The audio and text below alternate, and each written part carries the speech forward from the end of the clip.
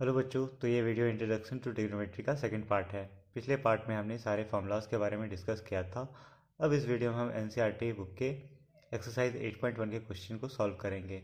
इस वीडियो में question number 1 से क्वेश्चन नंबर 5 तक के सॉल्यूशन को देखेंगे और इसके बाद के क्वेश्चंस अगले पार्ट में होंगे। तो शुरू करते हैं। तो पहला क्वेश्चन है हमारा, in triangle A B C right angle at B A B is equal to 24 centimetre, B C is equal to 7 centimetre, determine sine A cos A, sine C cos C. तो sine ए और cos A की हमको value find करनी है। तो सबसे पहले हमको एक ट्राइंगल बनाना पड़ेगा जिसका नाम ए बी सी देंगे हम लोग। और जहाँ पर हम देख पा रहे हैं कि राइट एंगल एट बी है, तो हम लोग बी को एक राइट एंगल मान लेंगे। और यहाँ पर हमारा दिया हुआ है कि A B is equal to 24 centimetre और B C is equal to 7 centimetre. पर हम यहाँ पर देख रहे हैं कि हमारा ए सी की वैल्यू नहीं दी हुई है। और हमको ये पता है कि एक राइट ट्राइंगल में एक परपेंडिकुलर होता है ये, और ये हमारा बेस होता है, और ये हमारा हाइपोटेन्यूज होता है। तो हमको इस हाइपोटेन्यूज को फाइंड करना पड़ेगा सबसे पहले। तो हमारा यहाँ आप देख सकते हैं कि साइन ए की वैल्यू जो होगी वो क्या हो जाएगी, पी बाई एच होगी, जिसके अकॉर्डिंग हमारा बी सी और ए सी आएगा। लेकिन यहाँ पर हमारा एच को फाइंड करना हमको पहले पड़ेगा। According to Pythagoras theorem H square is equal to P square plus B square होता है। अब एच के लिए हम लोग क्या ले सकते हैं, ए सी ले सकते हैं। तो A C square is equal to perpendicular के लिए ए बी स्क्वायर, और बेस के लिए हम लोग बी सी स्क्वायर लिखेंगे। तब जाके फिर ए C square is equal to 24 का स्क्वायर करेंगे और प्लस बी सी का जो वैल्यू है 7 का स्क्वायर करेंगे। तो A C square is equal to 576, और हमारा 7 का स्क्वायर अगर करते हैं तो 49 होता है। ए C square is equal to 625, और A C is equal to ये जो हमारा स्क्वायर है इधर आके रूट में चला जाएगा, जिसके वजह से हमारा ए सी इज इक्वल टू 25 निकल जाएगा। आप सबको पता होगा कि 625 को अगर हम स्क्वायर रूट से बाहर निकालते हैं तो 25 होता है। इसलिए ए सी इज इक्वल टू हमारा क्या हो जाएगा, 25 सेंटीमीटर। अब साइन ए के लिए हम लोग पहले ही देख चुके थे, बी सी बाई ए सी लिखना होता है पी बाई एच के अकॉर्डिंग। तो B C sine angle A के लिए हमारा परपेंडिकुलर जो होगा वो हमारा बी सी हो जाएगा, और हमारा जो हाइपोटेन्यूज होगा वो ए सी ही रहेगा। इसके वजह से हमारा जो इसका वैल्यू आएगा B C by A C is equal to 7/25 होगा। और उसी तरह से कॉसी की वैल्यू कैसे लिखेंगे, कॉसी की वैल्यू होती है हमारा पी बी बाई एच।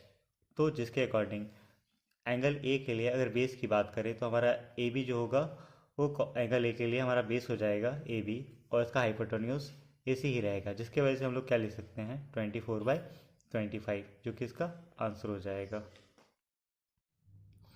तो अब हम लोग सेकंड क्वेश्चन को देखेंगे। उसमें निकालना है क्या, हमको फाइंड करना है कि साइन सी और कॉस सी की वैल्यू फाइंड करनी है। तो sine C is equal to P by H लेंगे। अब हमको सबसे पहले ये समझना पड़ेगा कि एंगल सी के लिए हमारा परपेंडिकुलर कौन सा होगा। तो एंगल सी के लिए जैसा कि हम देख पा रहे हैं हमारा परपेंडिकुलर जो हो जाएगा वो ए बी होगा, और हाइपोटेन्यूज हमारा ए सी ही रहेगा, जिसके according A B by S A C लेंगे, और ए बी की वैल्यू 24 और ए सी की वैल्यू 25 पुट करेंगे, जिससे हमारा वैल्यू निकल जाएगी साइन सी की, जो कि क्या होगा 24/25। ये हमारा आंसर हो जाएगा। अब देखेंगे कॉस सी के लिए। तो कॉस सी के लिए तो एंगल सी के लिए हमारा बेस क्या हो जाएगा, हमारा बेस हो जाएगा एंगल सी के लिए बी सी।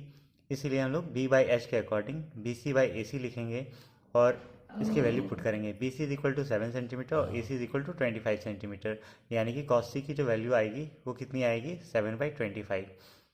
अब हम लोग नेक्स्ट क्वेश्चन की ओर बढ़ते हैं, क्वेश्चन नंबर 2। इसमें बताया गया है कि क्वेश्चन में in figure 8.13 find tan p minus cot are.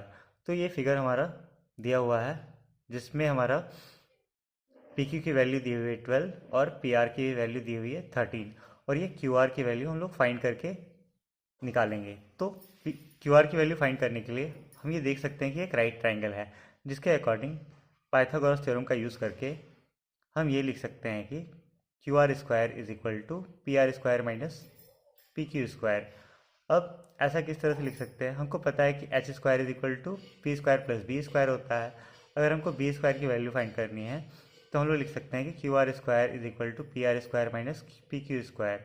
अब क्यू आर स्क्वायर की वैल्यू फाइंड करने के लिए पी आर की जो वैल्यू है जो कि 13 है उसे पुट करेंगे, और पी क्यू की जो वैल्यू है 12 उसे पुट करेंगे।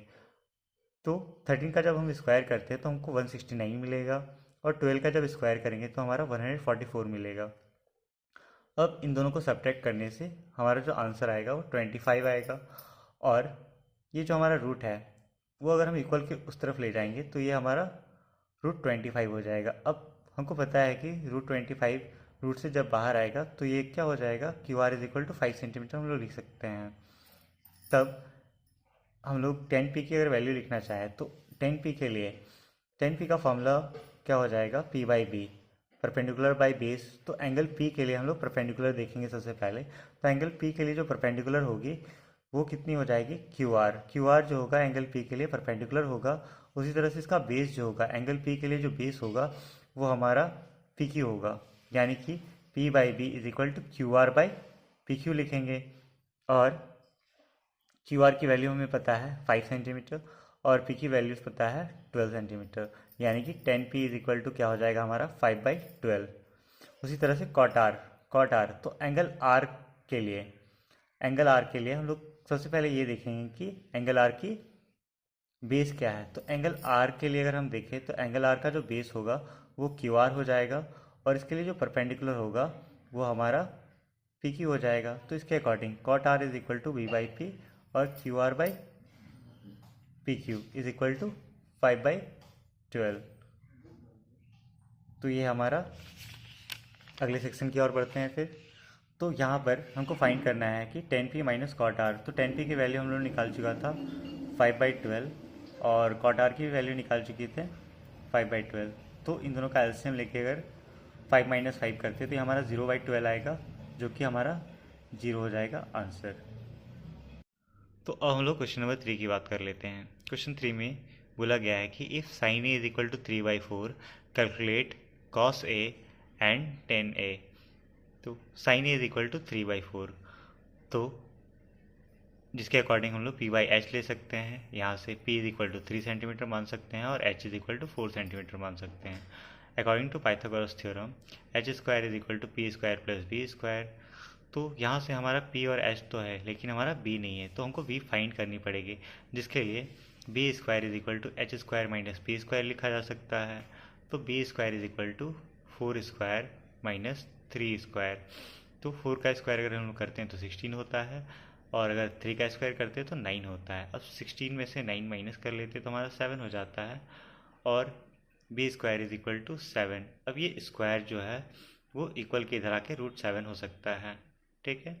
तो जिसके अकॉर्डिंग अब हम लोग आगे लिख सकते हैं कि cos a = b/h, और b की वैल्यू √7 और h की वैल्यू 4, यानी कि cos a = √7/4 हो जाएगा हमारा आंसर। और tan a की वैल्यू निकालने के लिए तो tan a = p/b हम लोग लेते हैं, जिसके अकॉर्डिंग p की वैल्यू हमारी 3 है और b की वैल्यू हमारा √7 है, यानी कि tan a = हमारा क्या हो जाएगा 3/√7। ये हमारा आंसर हो जाएगा। उसी तरह से अब क्वेश्चन नंबर 4 में देखेंगे अगर, तो हमारा बोला गया है कि given 15 cot a = 8 find sin a and sec a। तो हमारा ये दिया हुआ है कि 15 cot a = 8 के बराबर है। तो ये 15 cot a, ये 15 जो है cot a के साथ मल्टीप्लाई है अगर, तो cot a = 8/15 हम लोग ले सकते हैं। अब cot की वैल्यू हमको पता होती है क्या है, b/p, यानी कि b हमारा 8 हो गया और p हमारा 15 हो गया। अकॉर्डिंग टू पाइथागोरस थ्योरम हम लोग ये लिख सकते हैं कि h² = p² + b²। हमको h की वैल्यू फाइंड करनी है, इसीलिए h² = 15² + 8²। तो h² = 15 का अगर हम लोग स्क्वायर करेंगे तो हमारा क्या आएगा 225। उसी तरह से 8 का जब हम लोग स्क्वायर कर लेंगे तो हमारा क्या आएगा 64। अब इन दोनों को अगर हम प्लस कर लेते हैं तो h² = 289 आ जाएगा। और ये स्क्वायर जो है बराबर के उधर जाने पर, इक्वल के उधर जाने पर हमारा √289 लिखा जा सकता है। और अगर आप लोग 289 को स्क्वायर रूट से बाहर निकालना चाहेंगे तो h = 17 आएगा। तो जिसके अकॉर्डिंग हम लोग sin a और sec a की वैल्यू निकालनी थी। तो sin a = p/h, जो कि किसके बराबर हो जाएगा 15/17 के, और sec a = h/b, जो कि किसके बराबर हो जाएगा 17/8 के। तो अब नेक्स्ट क्वेश्चन की तरफ चलते हैं। तो क्वेश्चन नंबर 5 में क्या बोला गया है, sec θ = 13/12 calculate all other trigonometric ratios. तो यहाँ पर बताया गया है कि हमारा सेक थीटा की वैल्यू दी हुई है 13/12, जिसके according sec theta is equal to h/b लिखते हैं, यानी कि हमारा h इज इक्वल टू 13 हो जाएगा और b हमारा 12 हो जाएगा। तो अकॉर्डिंग टू पाइथागोरस थ्योरम, जब भी हम लोगों का एक आइडेंटिटी मिस रहता है, एच मिस रहे, पी मिस रहे या फिर बी मिस रहे, तो उसके लिए हम लोग क्या करते हैं, उसी का वैल्यू पुट करेंगे, H square is equal to P square plus B square. अगर यहाँ पर पी की वैल्यू नहीं होगी तो पी फाइंड करेंगे, अगर एच की वैल्यू नहीं है तो एच फाइंड करेंगे, अगर बी की वैल्यू नहीं है तो बी फाइंड करेंगे। तो यहाँ पर हमारा पी की वैल्यू फाइंड नहीं है, तो इसलिए हम लोग P square is equal to क्या लिख सकते हैं, H square minus P square, जिसके according P square is equal to H यानी कि 13 का स्क्वायर माइनस 12 का square. P square is equal to 13 का स्क्वायर अगर हम लोग करते हैं तो 169 होता है, और 12 का जब स्क्वायर करेंगे तो हमारा 144 होगा। तो इन दोनों को अब सब्ट्रैक्ट कर लेने पर हमारा जो आंसर होगा वो 25 आएगा। अब P square is equal to 25 हो गया। अब स्क्वायर जो है पता ही है हमें कि अब जब हम स्क्वायर को इक्वल के उधर ले जाते हैं तो ये √25 हो जाएगा इसके ऊपर, यानी कि पी की वैल्यू जो आएगी हमारी क्या आ जाएगी, 5 आ जाएगी। तो उसी तरह से साइन बाकी सारे ट्रिग्नोमेट्रिक रेशियो का वैल्यू निकाल लेना है, जैसे कि साइन का, कॉस का, टेन का और कॉसेक और कॉट का। तो साइन थीटा के लिए हम लोग क्या लिखेंगे, p/h यानी कि 5/13। कॉस थीटा के लिए b/h, तो b की वैल्यू हमको पता है 12, h हम लोग निकाल चुके हैं अभी 13, तो यानी कि कॉस थीटा की वैल्यू क्या हो जाएगी 12/13। और इसी तरह से टेन थीटा की वैल्यू अगर हम देखें तो क्या हो जाएगी p/v। p की वैल्यू हम लोग निकाल चुके थे 5 और b की वैल्यू दी हुई है 12, तो जिसके according tan theta is equal to 5/12। उसी तरह से कॉसेक थीटा की अगर वैल्यू देखें तो क्या हो जाएगा h/p, और जो कि किसके बराबर हो जाएगा 13/5 के। और कॉट थीटा की अगर वैल्यू देखें तो b/p, जो किसके बराबर हो जाएगा 12/5 के। तो यही हमारा आंसर हो जाएगा। तो ये सारे सॉल्यूशन क्वेश्चन नंबर 1 से लेकर क्वेश्चन नंबर 5 तक के हैं। आई होप आपको ये वीडियो हेल्पफुल लगी होगी। अगर ये वीडियो आपको हेल्पफुल लगी तो चैनल को सब्सक्राइब करें और वीडियो को लाइक करें। Thank you.